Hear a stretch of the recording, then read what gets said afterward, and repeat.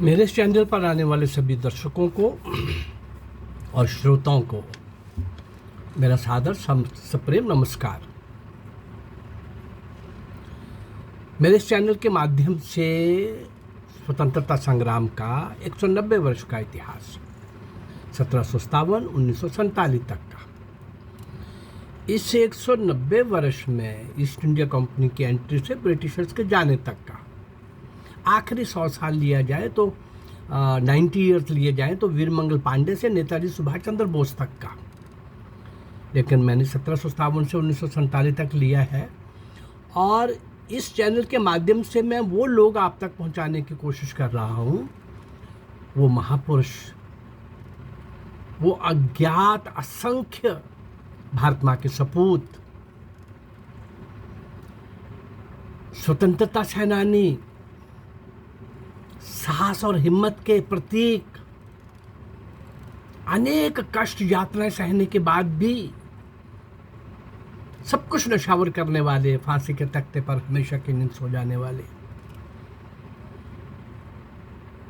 काला पानी जैसी भयंकर नरक से भी कहीं ज्यादा कष्टदायक, पीड़ादायक, असहनीय ऐसी यात्राएं भोगने वाले 90% जो लोग वहाँ से वापस ही नहीं आए, अंडे की सेलुलर जेल से, अंडमान की सेलुलर जेल से, जिसको काला पानी बोलते थे। वो लोग देश के लिए कुर्बान हो रहे थे, यात्राएं सह रहे थे, सीट तक नहीं कर रहे थे, कहीं समझौता नहीं कर रहे थे, कहीं सरेंडर नहीं कर रहे थे, साहस और हिम्मत से आखिरी श्वास तक संघर्ष कर रहे थे और संघर्ष करते करते अपनी जान की बाजी लगा रहे थे। कहना आसान है, 6x6 की काली कोठरी में अंदर ही शौचालय और अंदर ही सब कुछ, हर एक मग, एक प्लेट और थोड़े से सीमित पानी के अंदर, और जिसको ज़्यादा और दंडित करना है तो फिर 2x2 फुट की जगह के ऊपर उसको खड़ा रखना, बेड़ियाँ बांध करके रखना, एड़ी पैर बांध के रखना, बाजू बांध के रखना और खड़े रखना। कोई कितनी देर खड़ा हो सकता है भाई? लेकिन वो लोग तो अपना काम कर गए, वो लोग तो अपना काम कर गए। लेकिन आज़ादी के बाद इन काले अंग्रेजों ने, इन दुष्ट कांग्रेसियों ने, जिन्होंने देश की आज़ादी के टाइम भी हो रहे संघर्ष के अंदर इन क्रांतिकारियों का साथ नहीं दिया, और ये इनके प्राक्रेन या किसी भी तरह से ज्ञात अज्ञात तरीके से, प्रत्यक्ष और अप्रत्यक्ष ढंग से कहीं ना कहीं ये अंग्रेजों की सहायता कर रहे थे। बस 2-4 दिन, 2-4 घंटे सत्याग्रह करो, ये भी खुश, अंग्रेज भी खुश, क्योंकि इससे उनको कोई डर नहीं था अंग्रेजों को। और जो अंग्रेजों को डराने के लिए निकले, जान की बाजी लगा के निकले, इतनी बड़ी दुनिया के अंदर इतनी बड़ी सत्ताशाही को चुनौती देने के लिए निकले, ऐसे महान क्रांतिकारियों को ना उस समय सहयोग मिला इनका, और ना बाद में कहीं इनका नाम आया। वो सब नाम मैं कोशिश कर रहा हूँ ऐसे नायक और नायिकाओं को आपके सामने लाने की, और अभी मैं कुछ पंजाबी सुर में आपके सामने ला रहा था। आज से एक नया अध्याय शुरू करेंगे। भारत की महान क्रांतिकारी महिलाएं, भारत की महान क्रांतिकारी महिलाएं। कुछ एक को तो मैंने रूटीन में अपनी वो 300 से ऊपर की वीडियोस में कुछ महिलाओं को दिया ही है, लेकिन अब कुछ दिन में आपके सामने ऐसे 20-25 कम से कम वो महिलाएं आपके सामने ला रहा हूँ जिनका किसी ने नाम नहीं सुना। ये महिलाएं किस माहौल में, किस वातावरण में, किस तरीके से, कब निकली, कहाँ निकली और क्या क्या किया और कमाल किया, और हमें पता ही नहीं। इन प्रेरणा स्रोतों को, श्रद्धा केंद्रों को, इन वीरता के शौर्य के प्रतीकों को हमने किसी भी पीढ़ी के सामने नहीं रखा। ये चाहते थे उनको बुला दिया जाए और बताया जाए कि आज़ादी नेहरू और गांधी ने लेके दी है। इससे बड़ा मजाक कोई और हो नहीं सकता, जिन्होंने एक लाठी नहीं खाई और जिनकी जेलें भी VIPs थीं। आइए थोड़ा सा हम देखें इन महान नायिकाओं को, महिलाओं को, जो भारत की महान क्रांतिकारी महिलाएं जिनकी मैं चर्चा करने लगा हूँ। किस वातावरण में क्या हुआ, थोड़ा सा पृष्ठभूमि में जाना पड़ेगा।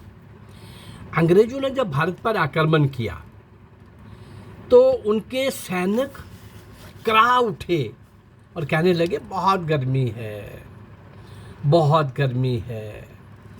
उनके कमांडेंट ने एक बैठक की और सैनिकों से पूछा, तुमने यहाँ आक्रमण क्यों किया? सैनिकों का उत्तर था, कुछ लूटने के लिए और कुछ हिस्सों के ऊपर राज्य स्थापित करने के लिए। तो इतना पूछ करके बैठक समाप्त कर दी। 1 घंटे के बाद फिर सैनिकों को इकट्ठा किया गया और पूछा, मौसम कैसा है? जो बोल रहे थे बहुत गर्मी है।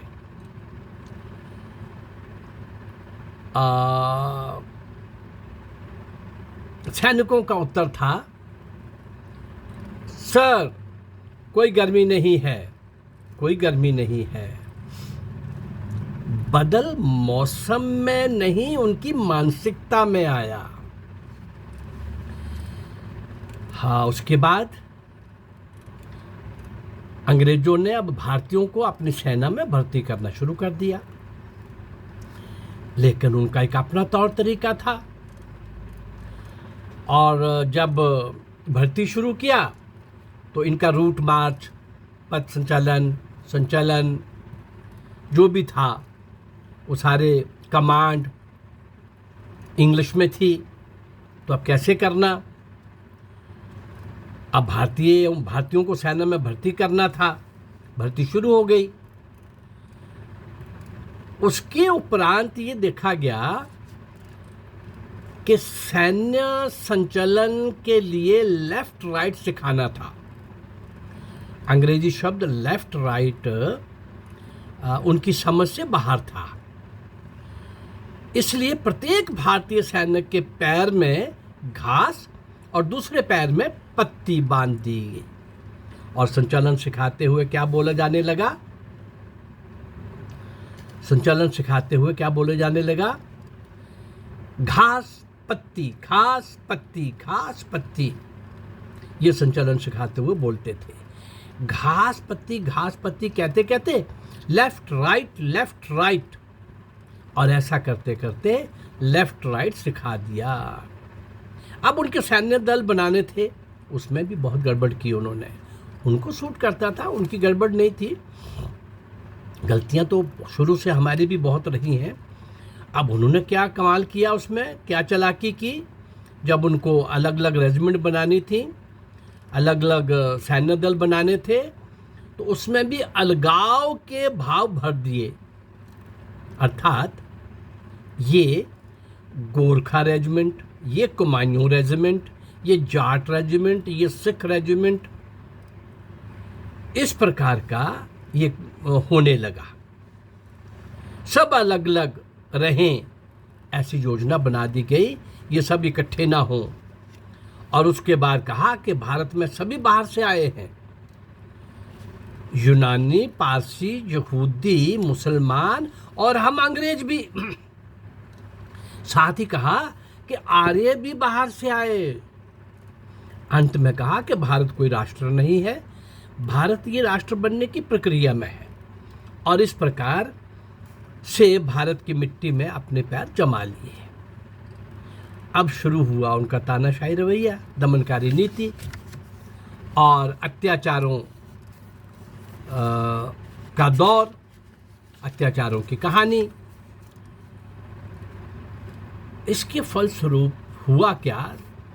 सिहरते सिहरते ये जनमानस की टीस बन गई, और उस टीस में से उभरा आक्रोश सन 1857 की ज्वाला बन गया। सर्वत्र विद्रोह की चिंगारी भड़कने लगी, और देखते देखते उसने एक विशाल आंदोलन का रूप ले लिया, जिसे नाम दिया गया 1857 का स्वतंत्रता समर। ये नाम तो वीर सावरकर ने दिया था, लेकिन उसको 1857 का विद्रोह बोला गया। ऐसा नहीं था, स्वतंत्रता समर था, बहुत बड़े पैमाने पर था। इसके लिए हजारों ही नहीं, लाखों नर नारियों ने अपनी जान की बाजी लगाकर भारत को आज़ादी दिलाने में अपना महत्वपूर्ण योगदान दिया। हम याद कर रहे हैं उन महिला क्रांतिकारियों को जिन्होंने अपने शौर्य, साहस और बलिदान से देश को स्वतंत्र कराने हेतु अपना सर्वस्व निछावर कर दिया। प्रस्तुत ये मेरा प्रयास इस चैनल के माध्यम से भारत की महान क्रांतिकारी महिलाएं एक अलग से मैं दे रहा हूँ। मैं क्या बताना चाहता हूँ इसमें कि जितने श्रोता हैं, दर्शक हैं, वो भी अपनी भावभीनी श्रद्धांजलि समर्पित करेंगे इन महान नायिकाओं को, ऐसा मेरा विश्वास है। आज हम भारत की महान क्रांतिकारी महिलाओं की चर्चा करने लगे हैं, तो सर्वप्रथम आज हम जिसकी चर्चा करेंगे रानी अवंतीबाई। रामगढ़ की महारानी अवंतीबाई थी और उसके पति थे विक्रमादित्य सिंह, किंतु अंग्रेजों ने उन्हें पागल घोषित कर दिया था। उनके दोनों पुत्र अमान सिंह और शेर सिंह उस समय नाबालिग थे। विक्रमादित्य की मृत्यु के उपरांत उन्हें राज्य का अधिकारी नहीं माना गया। उस समय गड़बड़ था ये। अंग्रेजों ने उस रियासत को कोर्ट ऑफ वार्ड्स घोषित कर वहां अपना प्रशासक नियुक्त कर दिया। रानी ने अदम्य साहस का परिचय देते हुए प्रशासक को बाहर निकाल दिया और अंग्रेजों के विरुद्ध युद्ध की घोषणा कर दी। रानी अवंतीबाई ने अपने संदेश वाहकों के द्वारा आसपास के राज्यों को संदेश भेजा। कमाल, क्या लिखा उस पर? संदेश को पढ़ते ही राजाओं को रानी के दृढ़ संकल्प का आभास हुआ। संदेश पत्र के साथ चूड़ियां भी भेजी गई थीं, जिसमें लिखा था कि यदि आप भारत माता को मुक्त कराने के लिए संकल्पबद्ध हैं तो अंग्रेजों के खिलाफ अपनी तलवार उठाएं, अन्यथा चूड़ियां पहनकर अपने घरों में छिप जाएं। इस प्रकार एक नारी ने उनके पौरुष को ललकारते हुए उनके कर्तव्य की याद दिलाई। उन चूड़ियों को देखते हुए उनका पौरुष जाग उठा और अपनी भ्रकटी और तलवार तान कर खड़े हो गए।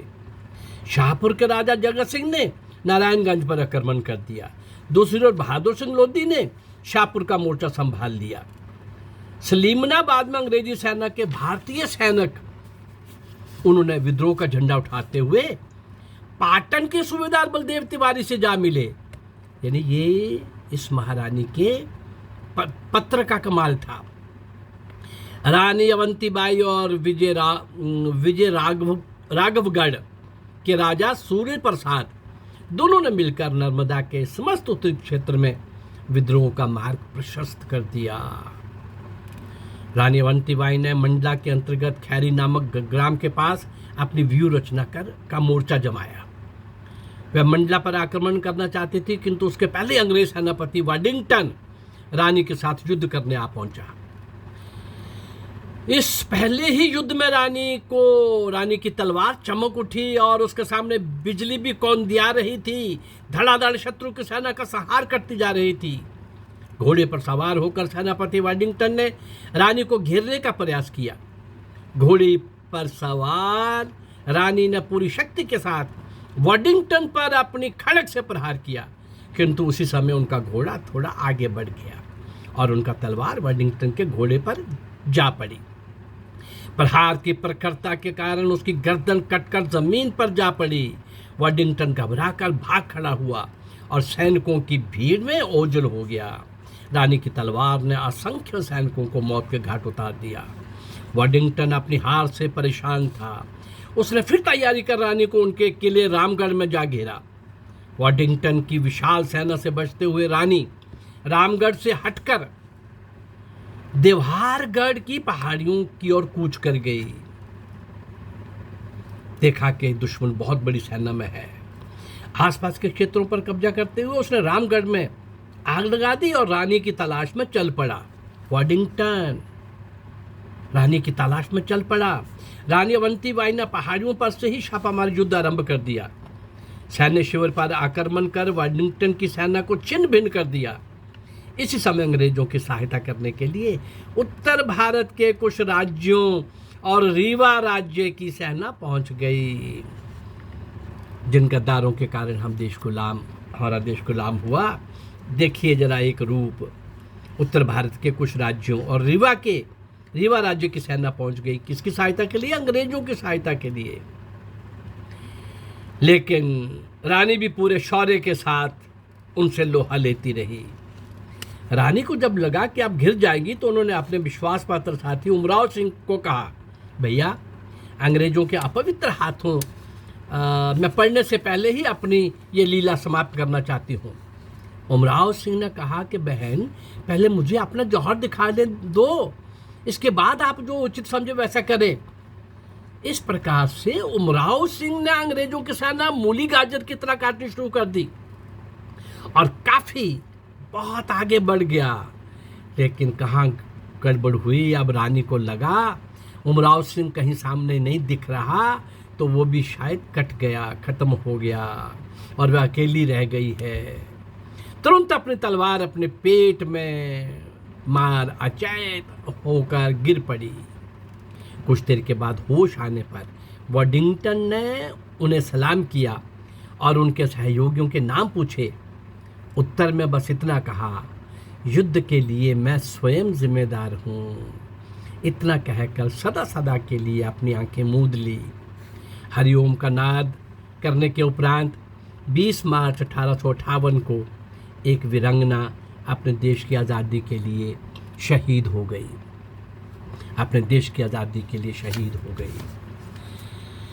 जिन महिलाओं की एक श्रृंखला के रूप में मैं आपके सामने ला रहा हूँ, ये वो वीरांगनाएं, वो भारत माँ की